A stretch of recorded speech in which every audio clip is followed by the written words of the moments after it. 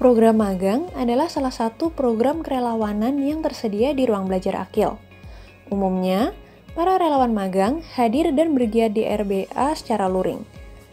Namun, sejak masa pandemi, kegiatan ini mengalami penyesuaian menjadi program magang berjarak. Kira-kira bagaimana aktivitas di program magang berjarak ini? Yuk kita simak ceritanya.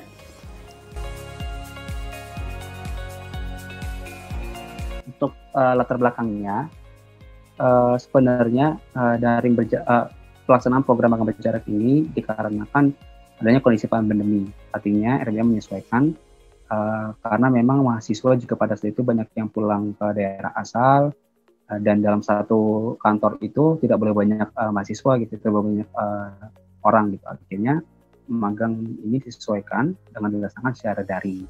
Program ini ditujukan kepada mahasiswa dari institusi perguruan tinggi sebagai syarat dalam menempuh pendidikan.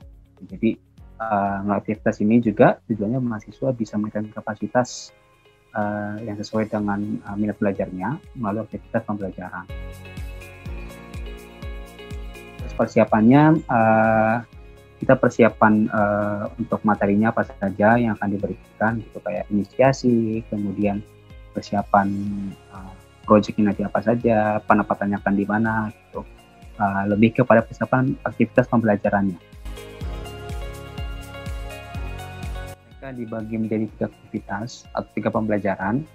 Untuk pembelajaran utama, mereka akan dilibatkan untuk pengelolaan, mulai dari perencanaan sampai evaluasi sebuah proyek. Kemudian untuk pembelajaran pelengkap, mereka akan terlibat menjadi dari mulai persiapan seperti taktikal, ya taktis gitu. Mereka akan terlibat menjadi dokumentasi, menulis, kemudian jadi host, MC, co-host dalam kegiatan daring, moderator juga gitu. Itu untuk pembelajaran pelengkap, mereka akan terlibat dari persiapan sampai evaluasi. Yang kedua juga mereka akan membuat vlog pembelajaran selama magang di RBA. Mereka akan menyampaikan pesan atau hal apa sih yang sudah mereka pelajari selama magang di RBA. Itu mereka akan membuat vlog. Yang terakhir mereka ada pembelajaran mandiri, yaitu menyelesaikan tugas akhir magang dari kampusnya masing-masing adalah laporan magang itu sendiri. Tantangannya itu yang pertama, bagaimana kita memberikan pengalaman kepada relawan magang ini untuk belajar dan meningkatkan kapasitas mereka. Yang kedua adalah pengendalian lingkungan belajar. Di mana kalau di RBA, ketika mereka magang langsung atau luring gitu ya, RBA punya kendali besar untuk mengintervensi lingkungan belajarnya. Nah, kalau mereka dari rumah atau masing-masing dari daerah asalnya gitu ya, itu sedikit sekali yang bisa kita intervensi untuk lingkungan belajarnya. Mungkin dari ini sih Kak, penyesuaian cara belajar aja. Kan saya juga tipenya kan deadline kayak gitu. Kadang pas ada kerjaan numpuk tuh malah keteteran sendiri kayak gitu.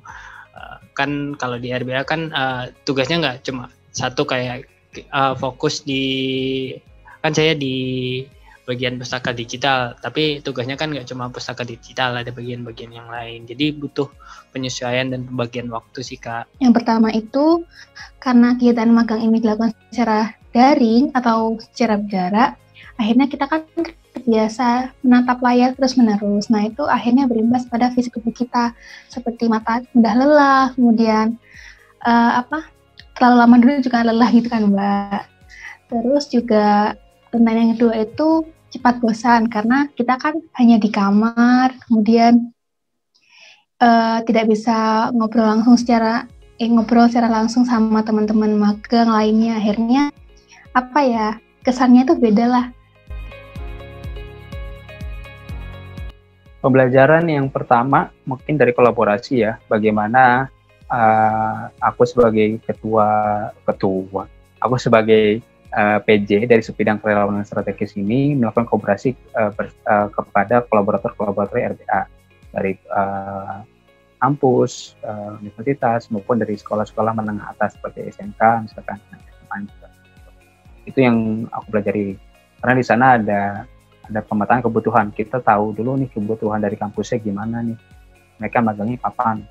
Nah setelah tahu informasi itu kita bisa ambil keputusan, kita harus siap-siap di bulan apa, kita harus kasih. Ini sih Kak yang saya dapat tentang cara nulis sih Kak, tentang bagaimana mengatur kerangka penulisan juga. Jadi saya lebih terbiasa untuk mengatur kayak dulu nulis asal nulis aja, sekarang tiap paragraf tuh kayak saya pikirin dulu ini poin-poinnya apa dulu, baru saya bikin. Dan itu sebenarnya saya coba aplikasikan dan ajarkan juga Kak ke teman-teman saya kayak gitu sih Kak. Karena kita setiap hari itu diwajibkan untuk menyetor rencana harian. Akhirnya sampai sekarang itu aku berkomitmen untuk berkomitmen terhadap apa yang sudah direncanakan gitu Mbak. Jadi misalnya hari ini sebelumnya aku udah rencanain besok tuh mau ngapain aja, jam berapa aja gitu. Sampai sekarang itu aku lakuin. Program magang berjarak menjadi wadah bagi para pemuda untuk belajar dan berkontribusi sebagai relawan RBA dari lokasi masing-masing. Melalui program ini, jarak tidak lagi menjadi hambatan untuk meningkatkan kapasitas diri dan masyarakat.